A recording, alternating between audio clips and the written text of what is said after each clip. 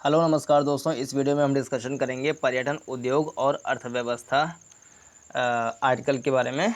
और ये हमारा जो जीएस पेपर 3 है उससे हम रिलेट करके देख सकते हैं। तो पहले पर्यटन के बारे में कुछ बेसिक बातें जान लें। पर्यटन दिवस कब मनाया जाता है? तो 27 सितंबर को हर साल पर्यटन दिवस मनाया जाता है और ये 1980 से इसको मनाने की परंपरा शुरू हुआ है। 27 सितंबर को पर्यटन दिवस मनाते हैं, 1980 से मनाया जा रहा है। भारत की बात करें तो कोविड के पहले पर्यटन उद्योग से जो हमारे कुल जीडीपी का भागीदारी था पर्यटन उद्योग का, वो था 6%। तो कोविड के पहले पर्यटन उद्योग का भारत के जीडीपी में भागीदारी था 6% का। और प्री कोविड यानी कोविड के पहले 5 करोड़ रोजगार मिल रहे थे पर्यटन उद्योग में। और भारत में कम दक्षता वाले श्रमिकों को रोजगार प्रदान करने वाला दूसरा सबसे बड़ा क्षेत्र है पर्यटन उद्योग।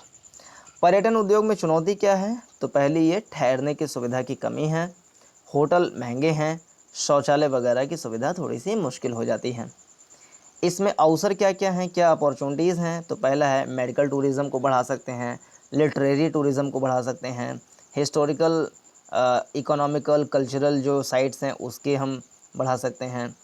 और भारत में 3000 हेरिटेज डेस्टिनेशन हैं, तो इन सब का हम यूज़ कर सकते हैं।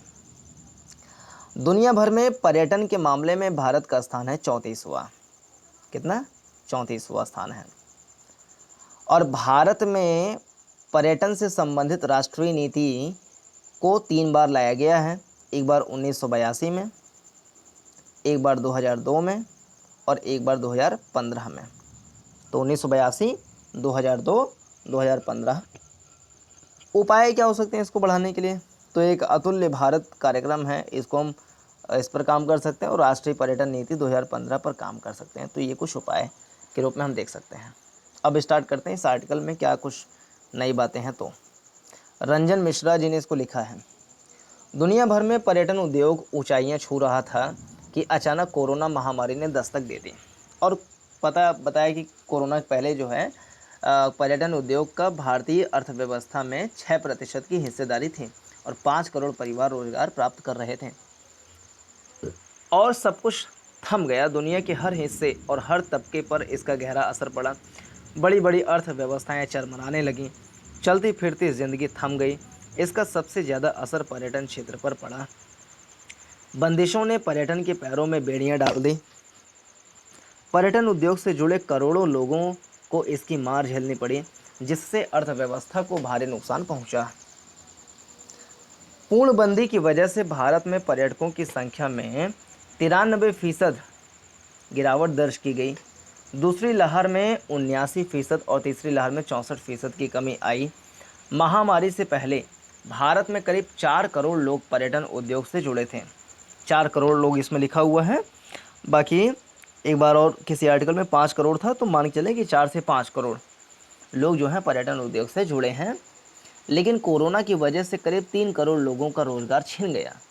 राष्ट्रीय सांख्यिकी आयोग की रिपोर्ट के अनुसार दूसरी लहर के दौरान यानी अप्रैल जून 2020 तक भारत के जीडीपी में 24% की गिरावट दर्ज की गई थी, जो देश के इतिहास में अब तक की सबसे बड़ी गिरावट थी। वहीं महामारी की वजह से दुनिया भर की जीडीपी में 2 खरब डॉलर की कमी आई। कोरोना ने जब पूरी दुनिया की अर्थव्यवस्था की कमर तोड़ दी और पर्यटन की रफ्तार को पटरी से उतार दिया, तो ऐसे वक्त में देश की पहली ज़रूरत थी लोगों के पस्त हौसलों में जान फूंकना तथा पर्यटन की गति को दोबारा रफ्तार देना। अच्छी बात है कि अब पर्यटन उद्योग में घरेलू और वैश्विक दोनों स्तरों पर सुधार देखने को मिल रहा है। पर्यटन उद्योग की तरफ से पेश की गई रिपोर्ट के अनुसार भारतीय पर्यटन का बाजार 2024 तक 42 अरब डॉलर और 2025 तक 45 अरब डॉलर तक पहुंच जाएगा। ये देखिए इम्पोर्टेंट है। पर्यटन उद्योग की तरफ से पेश की गई रिपोर्ट के अनुसार भारतीय पर्यटन का बाजार 2024 तक 42 अरब डॉलर और 2025 तक 45 अरब डॉलर तक पहुंच जाएगा। वर्ल्ड इकोनॉमिक फोरम ने यात्रा और पर्यटन विकास सूचकांक 2021 में 4.1 अंकों के साथ भारत को 54वां स्थान दिया था। 54वां स्थान दिया था। 2019 में भारत की रैंकिंग 34 थी, तो इसी 34 की हम बात कर रहे थे। 2019 वाला जो 34वां रैंकिंग है ये 2019 का है। राष्ट्रीय पर्यटन नीति 2022 में एक और नीति आई है, राष्ट्रीय पर्यटन नीति 2022 में पर्यटन को उद्योग का दर्जा दिया जाएगा, जिसमें हरित पर्यटन यानी ग्रीन टूरिज्म और डिजिटल पर्यटन पर जोर होगा। राष्ट्रीय पर्यटन नीति का लक्ष्य 2030 तक भारत को विश्व के शीर्ष 5 पर्यटन केंद्रों में शुमार करना है, जो टिकाऊ, जिम्मेदार और समावेशी पर्यटन को बढ़ावा दे। मगर पर्यटन को बढ़ावा देना ही काफ़ी नहीं है, इसके साथ साथ प्रकृति का संरक्षण भी करना होगा। उत्तराखंड में सबसे ऊंची चोटियों और ग्लेशियरों पर जमकर कचरा फेंका जा रहा है। होटल, रेस्तरां और कचरे का प्रबंधन करने वाली एजेंसियां भी पहाड़ों पर कचरा फेंककर अपनी जिम्मेदारी पूरी समझ रहे हैं। ग्लेशियर और ऊंची पर्वत चोटियां जीवन देने वाली नदियों और झरनों का अहम स्रोत हैं। जिस प्राकृतिक विशिष्टता के कारण पर्यटक यहाँ आते हैं, उसे खतरे में नहीं डाला जा सकता। असल में यात्री पर्यावरण को प्रभावित करते हैं और ये प्रभाव पर्यावरण के साथ साथ आर्थिक और सामाजिक स्थितियों पर भी पड़ता है। इसलिए अब टिकाऊ और जिम्मेदार पर्यटन भारत जैसे देश की ज़रूरत है। सरकार, समाज और पर्यटन उद्यमी मिलकर स्थितियों में काफ़ी कुछ बदलाव ला सकते हैं और पर्यटन को देखने समझने का एक नया नज़रिया विकसित कर सकते हैं, जो सतत, जिम्मेदार और विकासशील और टिकाऊ पर्यटन को बढ़ावा देगा। जो कि हमारे राष्ट्रीय पर्यटन नीति 2022 का लक्ष्य है। 2 लक्ष्य हैं, मतलब कई सारे हैं, तो उसमें से 2 लक्ष्य जो महत्वपूर्ण हैं कि पर्यटन को उद्योग का दर्जा दिया जाएगा और दूसरा 2030 तक भारत को शीर्ष 5 पर्यटन केंद्रों में शुमार करना लक्ष्य है, जो टिकाऊ, जिम्मेदार और समावेशी पर्यटन को बढ़ावा दे।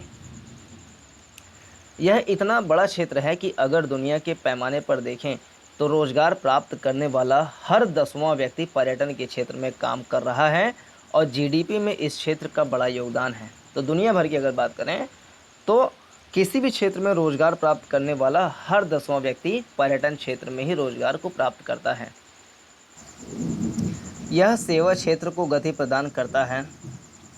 पर्यटन उद्योग के विकास के साथ हवाई सेवा, होटल, भूतल परिवहन आदि व्यवसायों में भी वृद्धि होती है। भारत में आने वाले विदेशी यात्रियों से विदेशी मुद्रा की प्राप्ति होती है। पर्यटन से सांस्कृतिक आदान प्रदान में मदद मिलती है। तो 3-4 फ़ायदे इसमें बता दिए। पहला क्या है कि पर्यटन उद्योग के विकास के साथ हवाई सेवा, होटल, भूतल परिवहन आदि व्यवसाय में वृद्धि होती है। दूसरा, भारत में आने वाले विदेशी यात्रियों से विदेशी मुद्रा की प्राप्ति होती है और पर्यटन से सांस्कृतिक आदान प्रदान में मदद मिलती है। आंकड़ों के मुताबिक भारत में पर्यटन की गुंजाइश काफ़ी है। इसका कारण है हमारे देश में ऐतिहासिक और प्राकृतिक क्षेत्रों की बहुलता, साथ ही चिकित्सा, पर्यटन, योग जैसे नए नए क्षेत्रों को भी पर्यटन से जोड़ा जा रहा है। इस साल हमें यह सोचने की ज़रूरत है कि हमारे देश में पर्यटन को बढ़ावा देने के लिए और क्या क्या किया जा सकता है। नए क्षेत्रों जैसे चिकित्सा पर्यटन, साहित्यिक पर्यटन आदि में भी अनेक संभावनाएं हैं। इसके अलावा ऐतिहासिक क्षेत्रों, धर्म तथा तीर्थ स्थानों से जुड़े पर्यटन को बढ़ावा देने की ज़रूरत है। हमारे देश में पर्यटन के क्षेत्र में अब भी बहुत सी चुनौतियां हैं। पर्यटकों को अब भी कई बुनियादी सुविधाओं से संबंधित समस्याओं का सामना करना पड़ता है, जैसे खराब सड़कें, पानी, सीवर, होटल और दूरसंचार व्यवस्था आदि। विशेषकर विदेशी पर्यटकों की सुरक्षा पर्यटन के विकास में एक बड़ी बाधा है। विदेशी नागरिकों, खासकर महिलाओं पर हमले भारत की सुरक्षा व्यवस्था पर सवाल उठाते हैं। भारत में पर्यटन उद्योग की कुशल जनशक्ति की कमी भी एक बड़ी चुनौती है। पर्यटक तभी आकर्षित होंगे जब वे आराम से, सहूलियत और सुरक्षा के साथ कहीं जा सकेंगे। इसलिए हमें अवसर के साथ साथ चुनौतियों पर भी पूरा ध्यान देना होगा। हमारे पास पर्यटकों को आकर्षित करने वाले स्थान तो मौजूद हैं, लेकिन वहाँ व्यवस्था की कमी के कारण इन पर्यटन स्थलों का भरपूर लाभ नहीं उठा पाते हैं। वैश्विक पैमाने पर पर्यटन के क्षेत्र में हमारे देश की रैंकिंग अभी काफ़ी नीचे है। इसका कारण यही है कि हम पर्यटकों का आधारभूत सुविधाएं मुहैया कराने में अभी काफ़ी पीछे हैं। इसके अलावा हमें केवल विदेशी पर्यटकों पर ही ध्यान केंद्रित नहीं करना चाहिए, घरेलू पर्यटन को भी बढ़ावा देना चाहिए, क्योंकि किसी भी देश का पर्यटन क्षेत्र अपने घरेलू पर्यटन को बढ़ाए बिना प्रगति नहीं कर सकता। हमारे देश में पर्यटन को लेकर सबसे बड़ी चुनौती पर्यावरण और जलवायु परिवर्तन की है।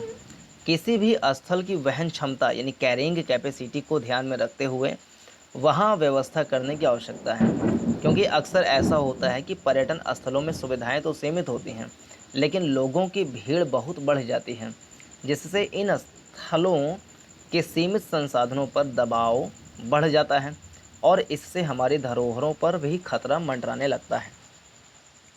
इसलिए इन पर्यटन स्थलों पर आने वाले पर्यटकों की संख्या उन स्थलों की वहन क्षमता के आधार पर निर्धारित करनी होगी। देश के प्रमुख पर्यटन स्थलों में फैली गंदगी एक बड़ी समस्या है, जिसके कारण पश्चिमी देशों के पर्यटक ऐसी जगहों में जाना पसंद नहीं करते। भारत अपनी समृद्ध सांस्कृतिक विरासत को उजागर करने में वैसी सफलता नहीं हासिल कर पाया जैसे कि पश्चिम के देशों को हासिल हुई है। पर्यटन उद्योग में भौतिक, सामाजिक और डिजिटल सभी प्रकार के बुनियादी ढांचे का तेजी से विकास होना चाहिए। पर्यटकों की सुरक्षा बेहद जरूरी है। देश के नागरिकों को पर्यटकों के साथ उचित व्यवहार करने के लिए किया जाना चाहिए, ताकि उन्हें धोखाधड़ी जैसी समस्याओं का सामना न करना पड़े। भारत में मौसम के हिसाब से पर्यटन उद्योग में उतार चढ़ाव आता है। इस समस्या को हल करने के लिए पर्यटन के अन्य रूपों को बढ़ावा दिया जाना चाहिए।